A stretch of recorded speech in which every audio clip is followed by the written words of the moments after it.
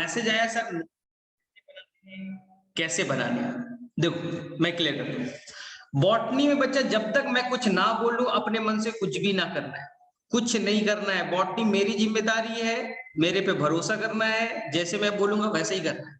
दूसरे सब्जेक्ट में स्ट्रेटजी अलग होगा बच्चा, फिजिक्स के टीचर अलग बोलेंगे, उसको मानना है ना।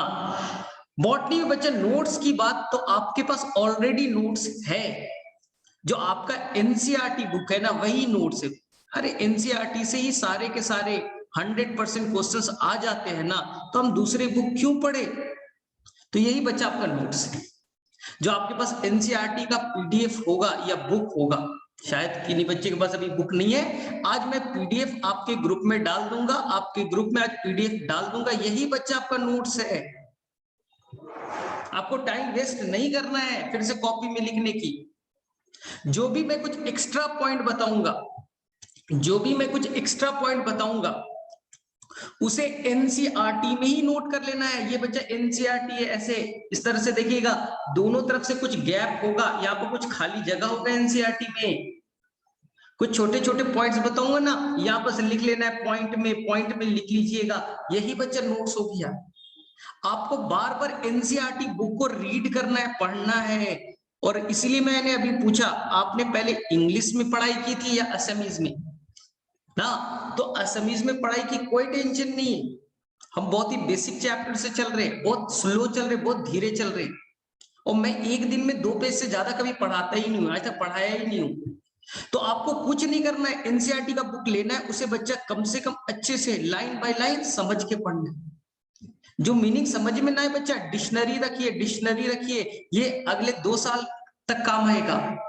कई सारे ऐसे वर्ड्स होते हैं ना, वो डिफिकल्ट होते हैं, वो समझ में नहीं आता, तो इसलिए आप डिक्शनरी रखिए, उसका मीनिंग। हाँ, तो एकदम ध्यान से पढ़ना है, और धीरे धीरे बच्चा आपका इंग्लिश इंप्रूव हो जाएगा। आप धीरे धीरे इंग्लिश में चीजें समझ में आने लगेगी, कोई टेंशन वाली बात नहीं है। ऐसा नहीं मानना है, मैं खुद बचपन से बच्चा हिंदी मीडियम में पढ़ा था, बचपन से 10th तक। 11th में गया तो मुझे भी शायद थोड़ा दिक्कत हुआ था, लेकिन बच्चा इंग्लिश सबसे आसान है। आपको इंग्लिश बोलना थोड़ी है, फराटेदार इंग्लिश नहीं बोलना है आपको बच्चा। इंग्लिश में जो लिखा है ना, छोटी छोटी चीजें समझना है, बस इतना इंग्लिश आना चाहिए कि आप एनसीईआरटी पढ़ सको। बस एनसीईआरटी पढ़ सको, जो टीचर थोड़ी बात बोलते हैं वो समझ सको, इसके अलावा नहीं बच्चा। मैं कभी इंग्लिश बोलता हूँ क्या? मैं इतने दिनों से पढ़ा रहा हूँ, मुझे खुद इंग्लिश नहीं आता। मुझे बस इतना आता है, साइंस आता है कि सिंपल से ढंग से समझा सकूं, बस उतना मुझे उतना ही आता है, तो उसे डरना है। तो यही आपका एनसीईआरटी बुक नोट्स हो गया, आपको अच्छे से पढ़ना है और डॉक्टर अली से क्वेश्चंस सॉल्व करने हैं। डॉक्टर अली बुक जो है उससे क्वेश्चंस को सॉल्व करना है, बस और कुछ नहीं। एनसीईआरटी के हर लाइन से क्वेश्चन गिवन है डॉक्टर अली में, उसको सॉल्व करना है। आज आपको ग्रुप में बच्चा पीडीएफ में दे दूंगा, थोड़ा एक्टिव रहिएगा। एनसीईआरटी आज आपको ग्रुप में मिलेगा, डॉक्टर अली के क्वेश्चंस बुक में मिल जाएंगे। इसके अलावा एक पियर्सन की बुक है जो अभी लेने की जरूरत नहीं है, खरीदना भी नहीं है तुम्हें ना। इस बुक, ठीक है, इस बुक का भी पीडीएफ आपको मिल जाएगा, बुक का भी पीडीएफ मिल जाएगा ना। तो मैं वहां दे दूंगा, वहां बच्चा मैं दे दूंगा, तो टेंशन वाली बात नहीं। ठीक, अब तुम पढ़ाई कैसे करोगे? अब तुम पढ़ाई कैसे करोगे? तो आपको बच्चा लेक्चर को बहुत अच्छे से अटेंड करना है, लेक्चर को बच्चा बहुत अच्छे से अटेंड करना है। हाँ, कुछ बच्चों का नेटवर्क इश्यू होता है, कुछ बच्चे थोड़े स्लो हैं, उनको समझने में दिक्कत हो सकती है, तो आप बच्चा रिकॉर्डेड पार्ट को वापस से बहुत स्लो मूवमेंट में, बच्चा बहुत स्लो मूवमेंट में स्लोली सुनिए। एक बार नहीं होगा, रुकिए फिर से सुनिए, रुकिए फिर से सुनिए, अभी मेहनत करना पड़ेगा ना। आप रिकॉर्डेड को बार बार सुनिएगा, आपका बच्चा हो जाएगा। मैं स्लो चलूंगा ना, तो रिकॉर्डेड एक बार भी सुन लीजिएगा तो हो जाएगा, और जिन बच्चों को दिक्कत होगी 2 बार सुनेंगे, कोई टेंशन नहीं। चलिए, तो यही स्ट्रैटेजी है। आने वाले टाइम में नोट्स वोट्स बनाना नहीं, एनसीईआरटी पढ़ना है, क्वेश्चंस बनाना है, एनसीईआरटी पढ़ना है, क्वेश्चन बनाना है। ज्यादा हुआ रिकॉर्डेड लेक्चर को वापस से सुन लेना है, बस। अब कोई बकवास नहीं, सर नोट्स कैसे बनाए, कुछ नहीं करना, आपका एनसीईआरटी ही नोट्स है, आपका एनसीईआरटी ही नोट्स है। चलिए खत्म कर देता हूं मैं कहानी, बस यही सिंपल स्ट्रेटजी। हो सकता है अगले महीने तुम्हारा खुल जाएगा ना, तो अभी तक का स्ट्रेटजी बता दे, अभी जब तक हम ऑनलाइन पढ़ाई कर रहे हैं, स्लो पढ़ेंगे, इसकी स्ट्रैटेजी मैं बता देता हूँ। चलिए ठीक है। नहीं नहीं, कोई कॉपी में नोट नहीं करना है, कुछ भी कॉपी में नोट नहीं करना है भाई, इतना टाइम नहीं है हमारे पास। वो क्वेश्चंस बनाने में टाइम देना है, वो बच्चा क्वेश्चंस बनाने में टाइम देना है। एक चैप्टर के हमें बच्चा 500 क्वेश्चन बनाने, टाइम है हमें चैप्टर से 500 क्वेश्चन एमसीक्यू बनाना है। और बोर्ड का मैं नहीं लग जाएगा सर लिखने वाला, नहीं, हम बोर्ड का प्रिपरेशन नहीं कर रहे। मैंने बोला हम लोग डॉक्टर बनने का प्रिपरेशन कर रहे हैं, बोर्ड से बच्चा डॉक्टर नहीं बनते। डॉक्टर बनना है तो नीट करना पड़ेगा, और नीट के लिए आपको ढेर सारे रोजाना क्वेश्चन सॉल्व करना है, प्रैक्टिस करना है। हम बोर्ड का नहीं कर रहे। हाँ, बोर्ड बहुत आसान होता है, बोर्ड सभी पास कर जाते हैं। और सुपर 40 में आप किस लिए आए हो? नीट करने के लिए आए, बोर्ड करने के लिए नहीं आए।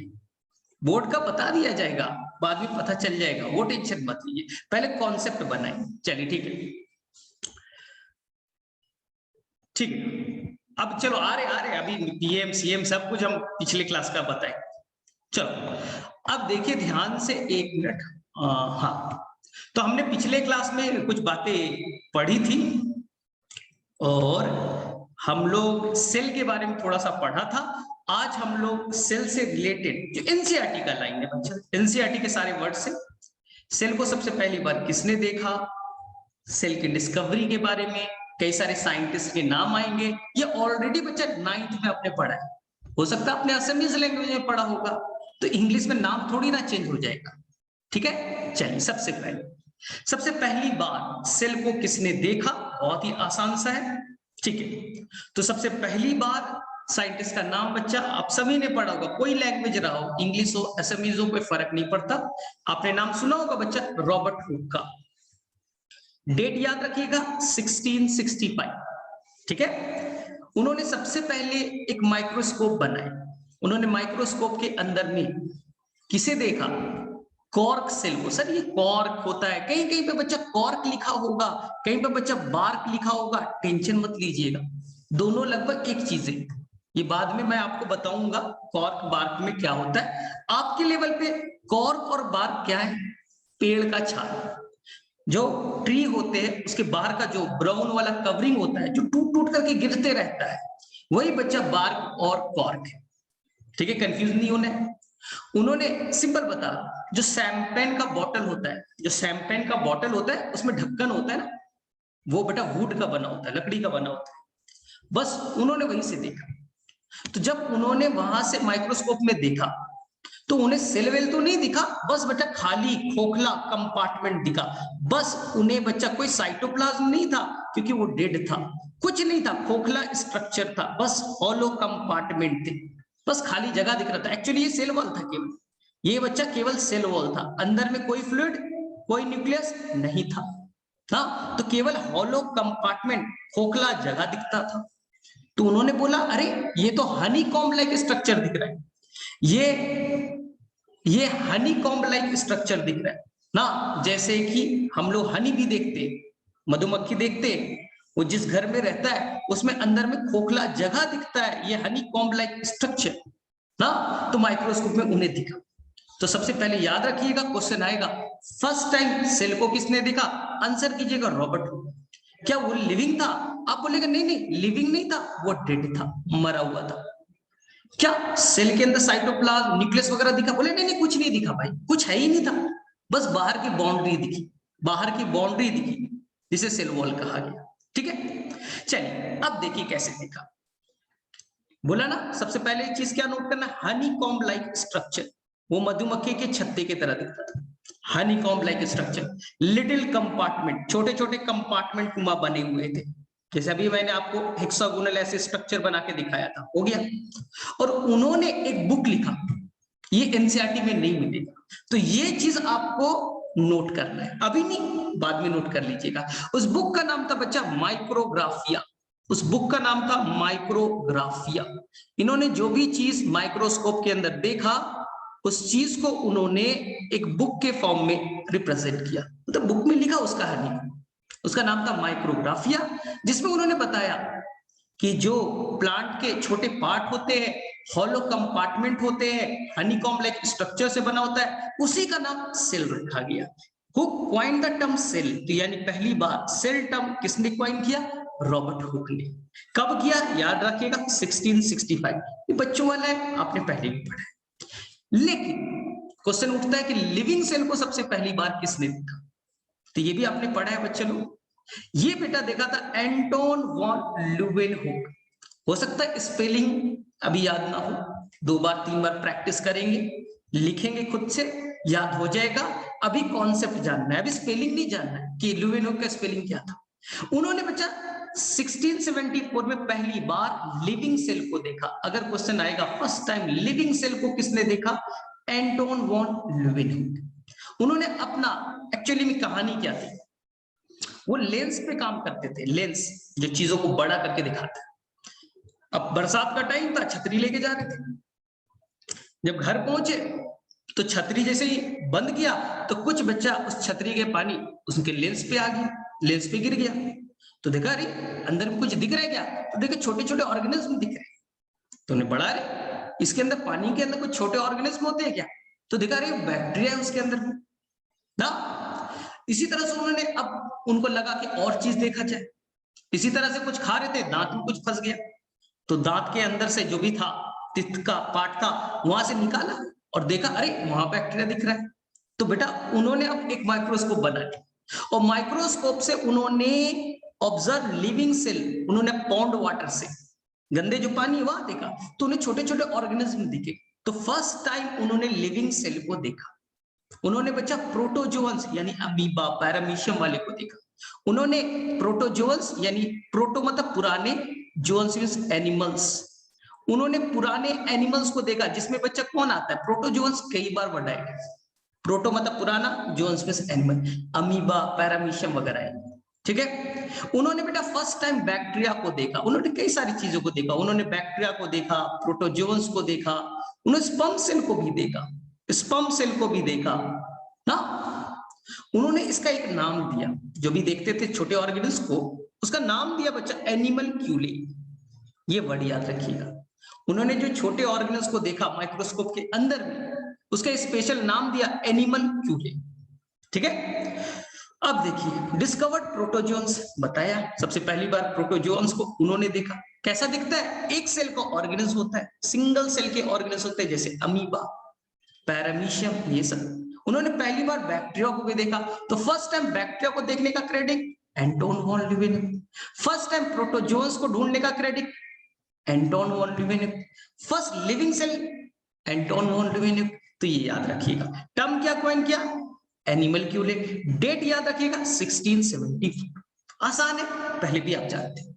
चलिए अब देखिए थर्ड साइंटिस्ट, आपने पढ़ा होगा और पहले। इस साइंटिस्ट का नाम था बच्चा रॉबर्ट ब्राउन। एक बार में याद हो गया, ये नाम तो आसान है, ब्राउन साहब।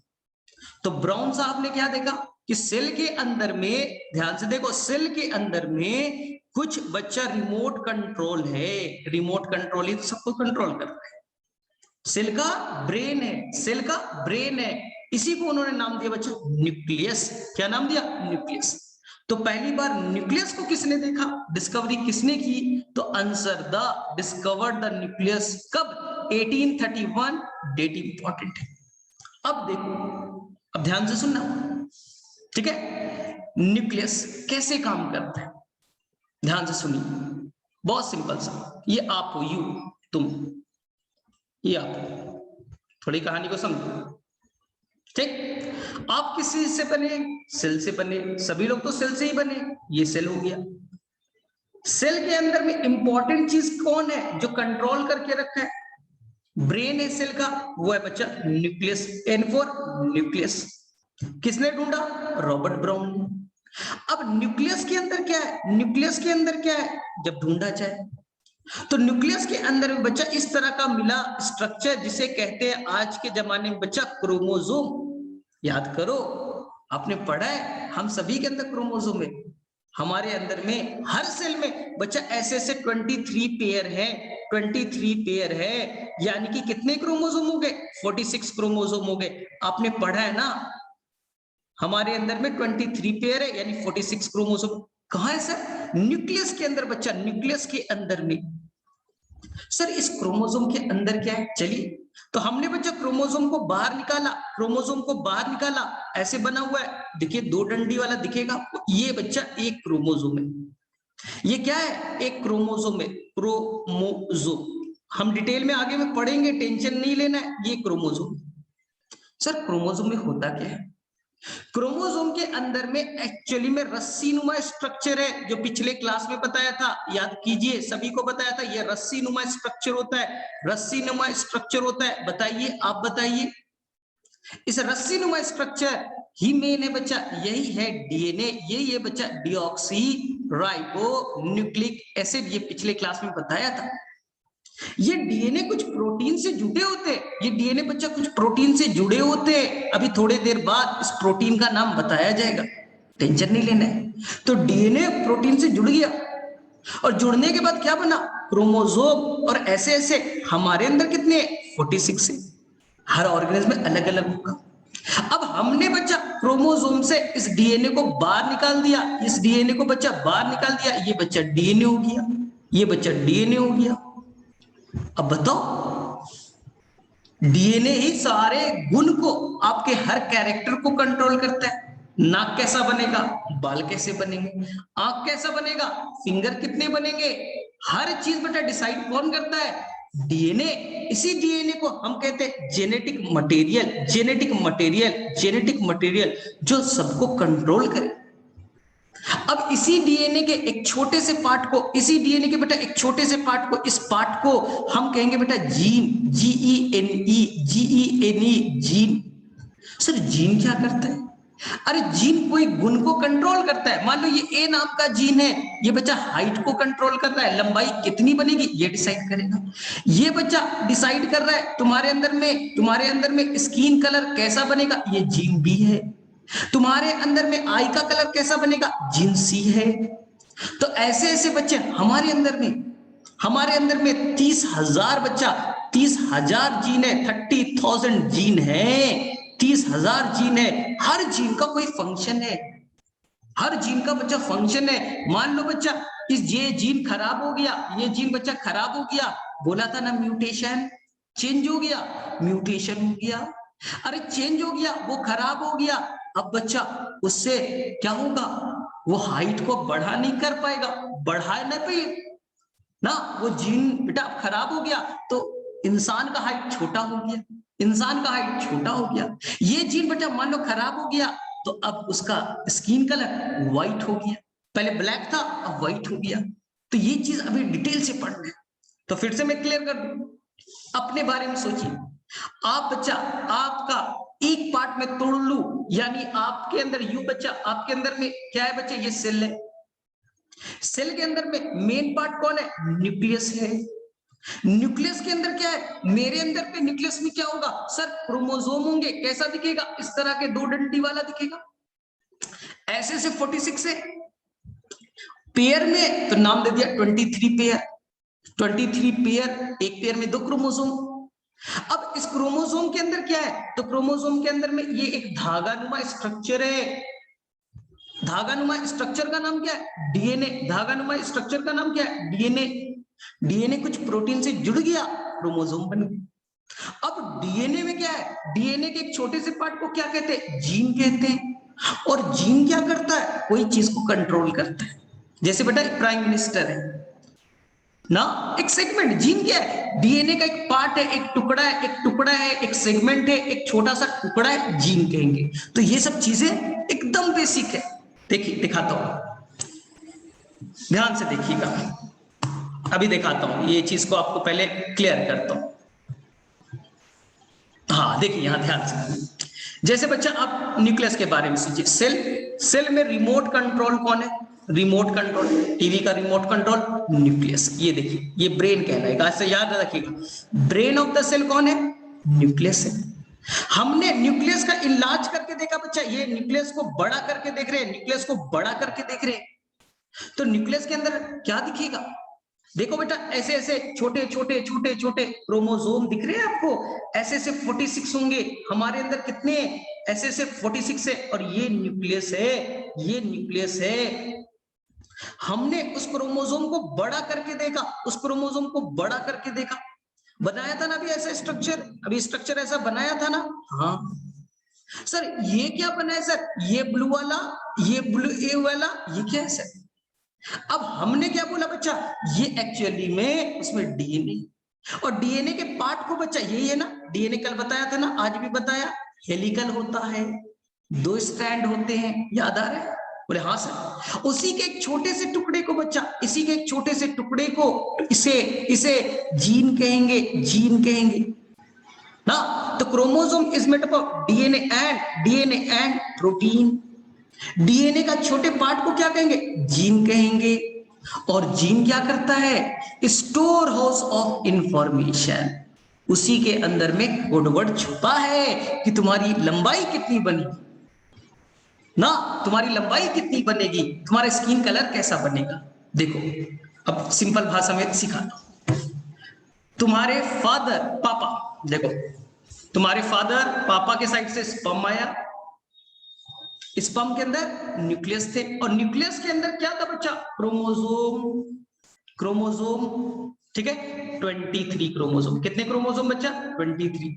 स्पर्म में 23 होते, याद रखिएगा। मम्मी के साइड से ये ओवम, ओवम भी एक सेल है, उसके अंदर में न्यूक्लियस, इस न्यूक्लियस में कितने क्रोमोसोम है, 23, याद रखिएगा। स्पर्म में कितने होते हैं, 23। ओवम में कितने होते हैं, 23, याद रखिएगा। ठीक, अब बच्चा फर्टिलाइजेशन हुआ, फर्टिलाइजेशन हुआ, और फर्टिलाइजेशन से जाइगोट बन गया, जाइगोट बन गया। अब बताओ जाइगोट में कितने क्रोमोसोम हुए, स्पर्म से 23 आया, ओवम से 23 आया, तो आपके अंदर 46 नहीं हो गए क्या, जाइगोट में कितने हो गए बच्चा, 46 हो गया ना, जाइगोट में कितना हो गया, 46। अब जाइगोट डिवाइड करेगा, डिवाइड करेगा, पिछले क्लास में बताया था एम्ब्रियो बनेंगे, एम्ब्रियो के हर सेल में कितने बच्चा, 46।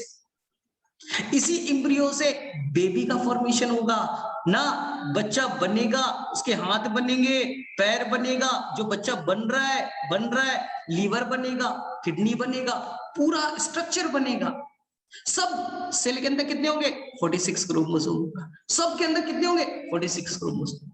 आप बच्चा पैदा हो गए, आपके राइट हैंड में कितने क्रोमोसोम, 46, ब्रेन में कितना, 46, न्यूक्लियर नाक में कितना, 46, हर बॉडी के हर सेल में बच्चा कितने होते हैं, 46 होते हैं, 46 होते हैं ना। तो हमारे बॉडी के हर सेल में 46 है। लेकिन जब हम बच्चा रिप्रोडक्शन करने के लिए जाएंगे, हम रिप्रोडक्शन करने के लिए जाएंगे, तो हमारे टेस्टिस में कितने क्रोमोसोम है, 46। वो बच्चा स्पर्म बनाएगा, स्पर्म बनाएगा, स्पर्म में आधा हो जाएगा क्रोमोसोम, स्पर्म में आधा हो जाएगा क्रोमोसोम, कितने हो जाएंगे, 23। सर क्यों, समझो, स्पर्म में कितना है, 23। इसी तरह से एक फीमेल है बच्चा, उसके अंदर ओवरी है, ओवरी के अंदर कितनी क्रोमोसोम, 46, 46। अब ओवरी ओवम बनाएगी, फीमेल गैमेट्स बनाएगी, ओवम बनाएगी, कितना है बच्चा, 23, आधा हो जाता है, आधा हो जाता है। मेल गैमेट्स 23, फीमेल गैमेट्स 23, क्योंकि अब दोनों फिर से जुड़ेंगे, फिर से जुड़ेंगे, तभी तो 46 हो जाएगा ना, नया बच्चा जो बनेगा उसमें 46 आ जाएंगे ना। अगर बच्चा आपके स्पर्म में 46 आता, ओवम में 46 आता, तो नया बच्चा बनता 92 हो जाते, क्रोमोसोम तो डबल हो जाता। इसलिए डिसाइड किया गया कि हम जो गैमेट्स बनाएंगे आधा डालेंगे, मां के साइड से ओवम बनेगा, आधा जाएगा, तभी तो जन्म नया बच्चा बनेगा, वापस से 46 आ जाएगा ना। इसलिए बच्चा क्रोमोसोम का नंबर आधा कर दिया जाता है स्पर्म में और ओवम में। ये चीजें हम आगे में डिटेल से समझेंगे, ठीक है। तो यहां तक चीजें क्लियर है, फटाफट हैंड रेस करो, क्या यहां तक चीजें क्लियर है।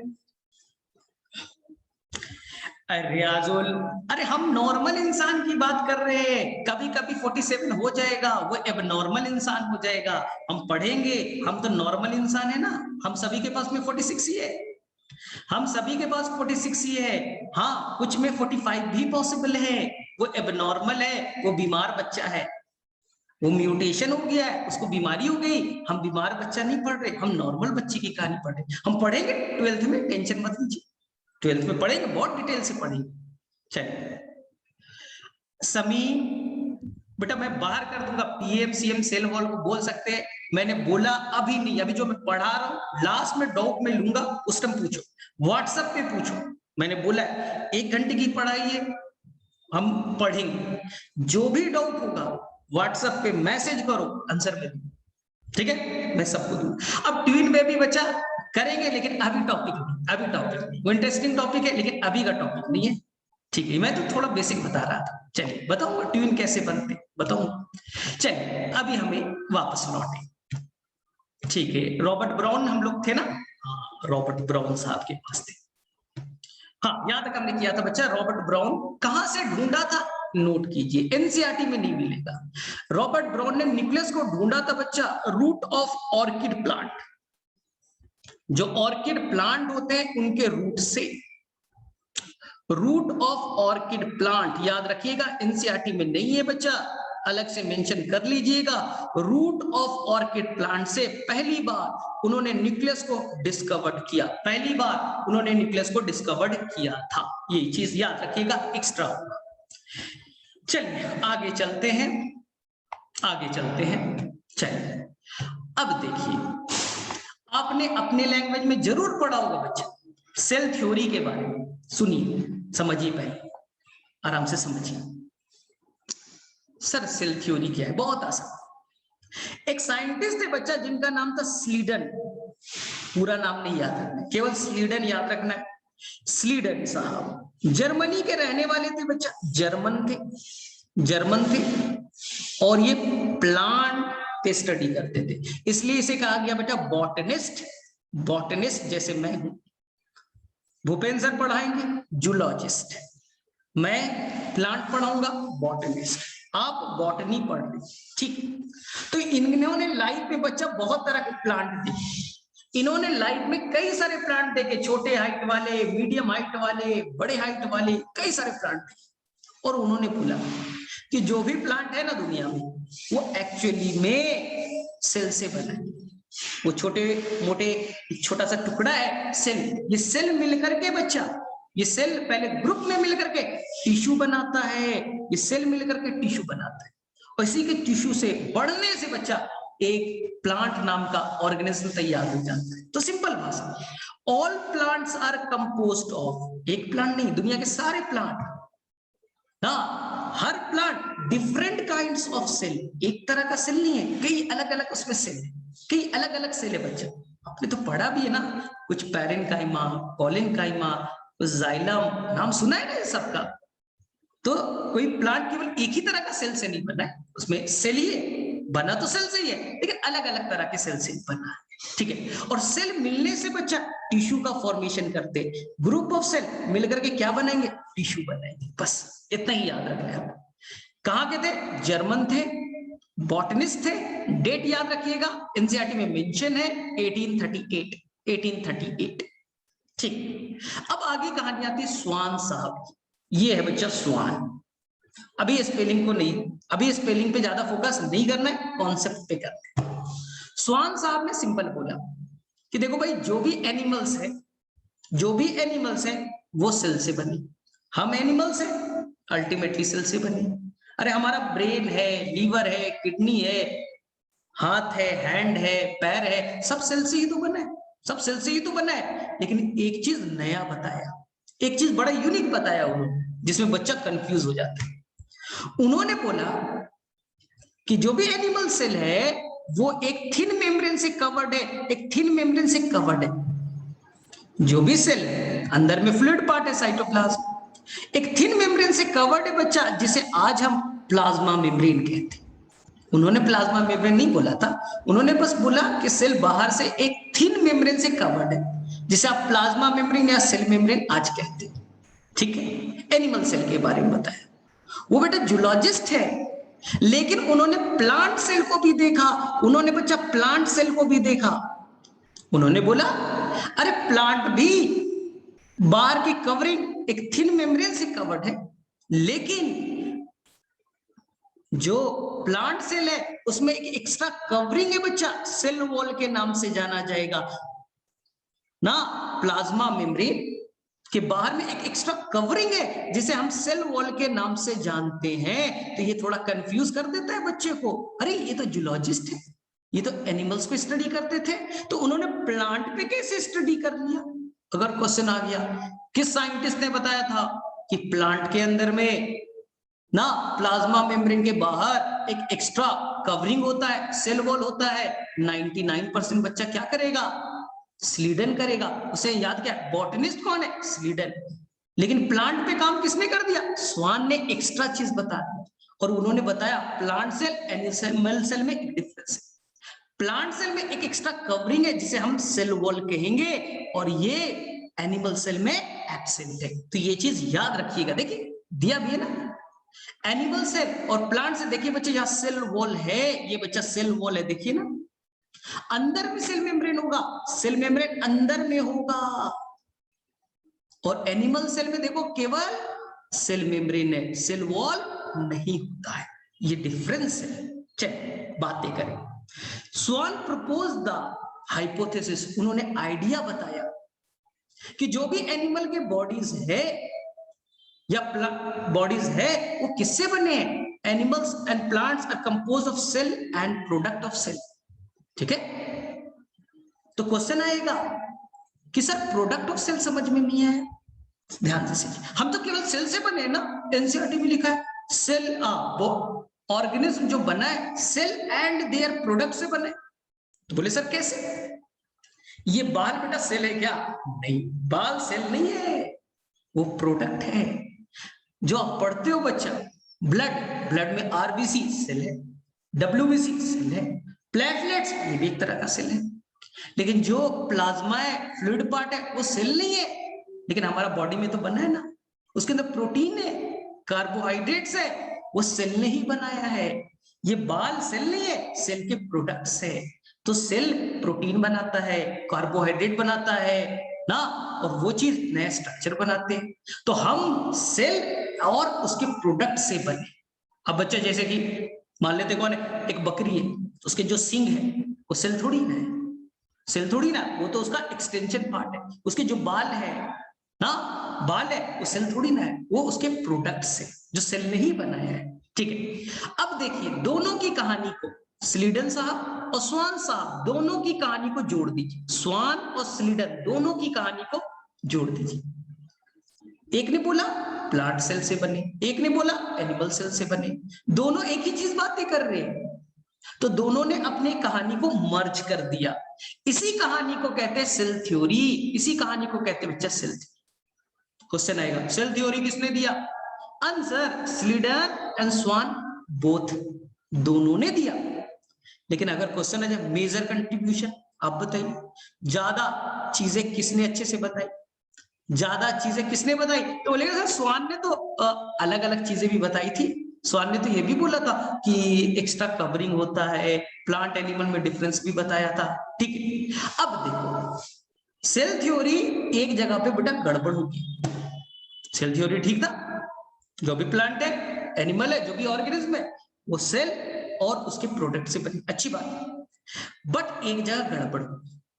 ये प्लांट, ध्यान से देखो, ये प्लांट, ये रूट, स्टेम और ये बेटा लीफ। नया लीफ बना, नया लीफ बना, कैसे बना भाई, नया सेल आया होगा। प्लांट की लंबाई बढ़ रही है, नया सेल आया होगा। नया रूट बन रहा है, नया सेल आया होगा। तो लोगों ने पूछा ठीक है ये पूरा प्लांट का बॉडी का हर पार्ट सेल से बना है, हमें कोई दिक्कत नहीं है, बॉडी का हर पार्ट सेल से बना है, ठीक बात है। लेकिन नया सेल कहां से आया, नया सेल कहां से आया ये बताओ ना। अरे हम सेल से बने, लेकिन नया सेल आया कहां से, हमारा हाइट बढ़ रहा है तो नया सेल बन रहा है। तो नया सेल कैसे एराइज होता है, सेल थ्योरी कभी भी ये चीज को बता नहीं पाया।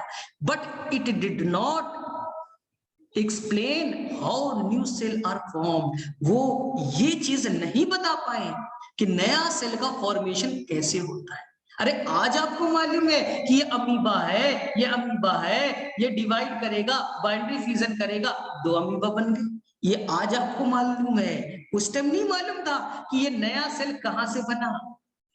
तो ये बच्चा गड़बड़ हो गई, ये गड़बड़ हो गई तो पूछा जाएगा सेल थ्योरी की क्या गड़बड़ थी, ड्रॉबैक, ड्रॉबैक मतलब गलतियां। तो आप आंसर क्या करके आइएगा, आंसर क्या कीजिएगा, तो बोलिएगा गड़बड़ क्या था, बोलो क्या था कि उन्होंने कभी बताया नहीं सेल कैसे बनता है, नया सेल कैसे बनता है। देखो इस चीज को बताया, इस चीज को बताया नए साइंटिस्ट ने जिनका नाम था, एक मिनट, ठीक है, जिनका नाम था, एक मिनट हम लोग आगे आगे, ठीक है, तो प्रीवियस जाते हैं। हाँ, ये कहानी बताया था आपके एक साइंटिस्ट है जिनका नाम था रुडोल्फ विर्चो। समझो कहानी को पहले, फिर से एक्सप्लेन कर। तो ये सेल, ये प्लांट, ये रूट, ये लीफ, नया रूट बना, नए सेल बने, कहां से बना नहीं मालूम, स्टेम बड़ा हो रहा है नहीं मालूम, लीफ सेल से बना है, नया सेल कहां से है नहीं मालूम। तो ये कहानी को एक्सप्लेन किया बच्चा रुडोल्फ विर्चो ने, एक साइंटिस्ट है रुडोल्फ विर्चो, याद रखिएगा, याद रखिएगा, रुडोल्फ विर्चो 1855। स्वीडन की कहानी 1838 की थी, स्वीडन साहब 1838, स्वान साहब 1839। एनसीईआरटी का डेटा है, एनसीईआरटी में है तो याद करना पड़ेगा। तो आज से हर वो डेट, हर वो ईयर, हर वो साइंटिस्ट को याद रखना पड़ेगा जो आपके एनसीईआरटी में, एनसीईआरटी में है, याद करना पड़ेगा, उसमें कोई बहाना नहीं चलेगा, ठीक है। रुडोल्फ विर्चो ने क्या बताया, बोले देखो बहुत आसान है, ये देखो पुराना सेल है, ये old cell, O for old है। ओल्ड सेल क्या करेगा, ओल्ड सेल क्या करेगा, अपने आप को बड़ा करेगा, अपने आप को बड़ा कर लेगा ओल्ड सेल, और फिर वो बीच से टूट जाएगा, बीच से टूट जाएगा और दो न्यू सेल बन जाएंगे, और दो न्यू सेल बनेगा। तो बताओ ना, ये जो नया सेल बना, न्यू सेल बना, कहां से बना, ओल्ड सेल के डिवीजन से नहीं बना क्या, ये ओल्ड सेल था, ओल्ड सेल डिवाइड किया और नया सेल बना ना। तो नया सेल कहां आ रहा है, कहां से आया, तो बोलेंगे sir division of old cell. इसलिए कहते हैं new cell will arise from pre existing cell. Pre existing cell, जो पहले सेल एग्जिस्ट कर रहा था, पहले जो एग्जिस्ट कर रहा था प्री एग्जिस्टिंग सेल, उसी के डिवीजन से नया सेल बना। ध्यान से देखिए, ये बच्चा, ये देखो, ये पुराना सेल पढ़ा है 10th में, बाइनरी फिजन अमीबा में होता है, बीच से बच्चा धसने लगा, धसने लगा, देखो धस गया, पड़ा हुआ अंदर से धस गया। न्यूक्लियस को डबल कर लिया, न्यूक्लियस देखो बच्चा डबल हो रहा है, डबल हो रहा है, डबल हो रहा है, ये अंदर धसते भी जा रहा है। न्यूक्लियस यानी रिमोट कंट्रोल, उसे भी तो डबल करेगा। अब और अंदर धस गया, न्यूक्लियस देखिए 2 हो गए, अब 2 नए सेल बन गए, 2 नए सेल बन गए। तो देखो all cell arise from pre existing cell, पुराने सेल के डिवीजन से नया सेल बनेगा। क्लास एंड होगा, रीज्वाइन कीजिएगा, क्लास एंड होगा, रीज्वाइन अपने आप कर लीजिएगा उसी लिंक पे। इसी चीज को बच्चा ओमनी सेलुला ई सेलुला कहा गया, वहां के लैंग्वेज, यूरोपियन लैंग्वेज में। जैसे हम असमीज में कुछ कहें कि नया सेल पुराने सेल के डिवीजन से बनता है, तो हम असमीज में लिखेंगे, अंग्रेज लोग बोलेगा क्या लिख दिया रे भाई, तुम्हें समझ में आ रहा है क्या, इसलिए तुम्हें ये समझ में नहीं आ रहा होगा